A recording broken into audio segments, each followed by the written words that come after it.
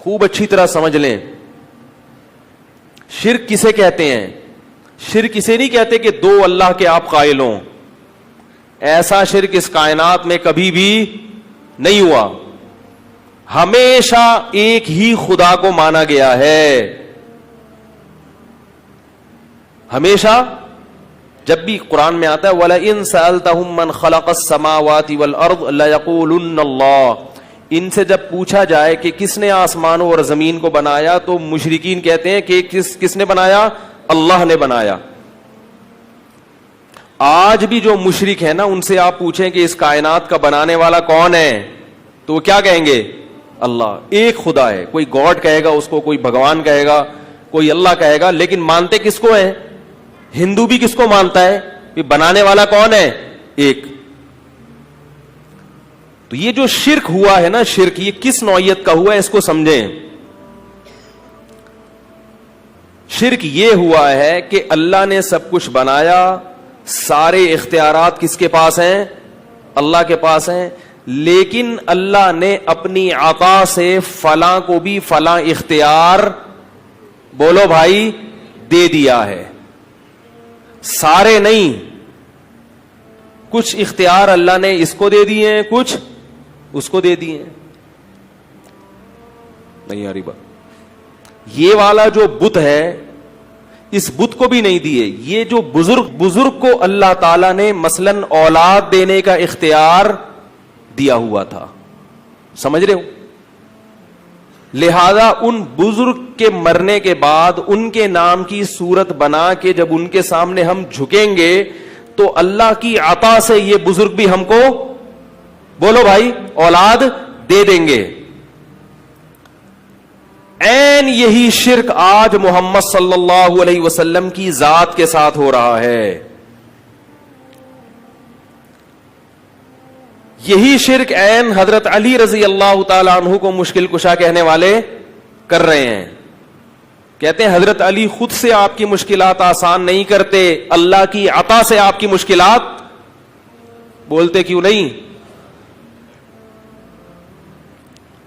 یہ جو نوح علیہ السلام کے دور میں 5 بڑے بڑے بت تھے, ود, سوا, یغوث, یعوق, نصر, یہ اصل میں 5 بڑے بڑے بزرگان دین تھے, اللہ والے لوگ تھے. جب ان کی موت واقع ہوئی ہے تو لوگوں نے کہا یہ بڑے اللہ والے بزرگ ہیں, ان کے نام کی مورتی بنا کر ہم ان سے دعا مانگیں گے ان سے, دے گا کون؟ اللہ. نہیں آ رہی بات. اور بعض یہ کہتے تھے مانگیں گے ان سے, دیں گے یہ مگر اللہ کی عطا سے, کیونکہ اللہ نے ان کو اختیارات دیے ہوئے. ان دونوں قسموں کو شریعت نے کیا قرار دیا؟ شرک. کہ اللہ نے کسی کو کسی قسم کا اختیار, سارے اختیارات اللہ نے کس کے پاس رکھے ہیں؟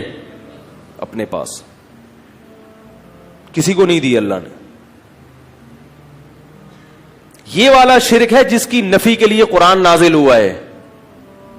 آج جب کسی سے بات کی جائے نا مشرک سے, تم رسول سے کیوں مانگتے ہو, فلاں سے کیوں مانگتے ہو, کہتے ہیں ہمیں پتا ہے کہ یہ خود سے نہیں دے سکتے, لیکن اللہ نے ان کو اختیار دیے ہیں. اللہ نے اپنے حبیب کو جب اختیارات دے دیے تو ہم اگر اللہ کے حبیب سے مانگ لیں تو تمہیں کیوں تکلیف ہو رہی ہے بھائی؟ کیا ہو گیا بھائی؟ تو بھائی یہی تو وہ شرک تھا جو کون کیا کرتا تھا؟ مشرکین مکہ کرتے تھے. وہ اللہ کے رسول سے نہیں مانگتے تھے, وہ بتوں سے مانگتے تھے. تو اللہ نے یہ نہیں کہا کہ ہم بت کے پاس, اللہ نے کہا میرے سوا کسی کے پاس اختیارات نہیں ہیں. اب یہاں لوگ سوال پوچھتے ہیں کہ واہ بھائی واہ, پولیس کے پاس تو اختیارات ہیں آپ کی مدد کرنے کے, ہیں بھائی, ڈاکٹر کے پاس اختیارات ہیں آپ کو اولاد دینے کے, بے اولاد لوگ ڈاکٹر کے پاس جاتے ہیں نا, کیا خیال ہے؟ تو کیا اللہ کے نبی کے پاس نہیں ہو سکتے ہیں بھائی؟ یہ موضوع میرا ابھی توحید مقصد نہیں ہے, جلدی سے اس کو سمیٹ کے میں اسٹیشن درمیان میں آتے رہتے ہیں. اصل میں ادھورا چھوڑ دو نا, پھر مجھے پتا ہے فیس بک پہ گالیاں آنا شروع ہو جاتی ہیں, برا بلا ابے اس کو, جب پولیس کے پاس اختیارات ہے تو نبی کے پاس کیوں نہیں ہے, یہ اس طرح کے آ جائیں گے. اصل تو میں آ رہا ہوں اب. تو بعض دفعہ ایسا ہوتا ہے نا کہ کہیں سے جا رہے ہیں تو راستے میں اسٹیشن اتنا اچھا لگا کہ چلو یہیں اتر جاؤ یار کیا خیال ہے, ایسا بھی ہوتا ہے نا.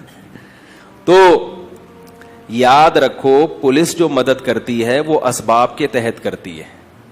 اسباب کے تحت تو سب کے پاس سب کچھ, ہر قسم کے اختیارات ہیں, اور وہ صرف نبی کے پاس نہیں ہیں اسباب والے. آپ خود مانتے ہیں کہ وہ کس کے پاس ہیں؟ پولیس کے پاس بھی ہیں. تو پھر پولیس سے معاذ اللہ پھر پولیس کو, پھر تو پولیس کا مقام بھی بہت اونچا ہو گیا نا. آپ مانتے ہیں کہ پولیس کے پاس جس قسم کے اختیارات ہیں, ہم ان اختیارات کی بحث نہیں کر رہے.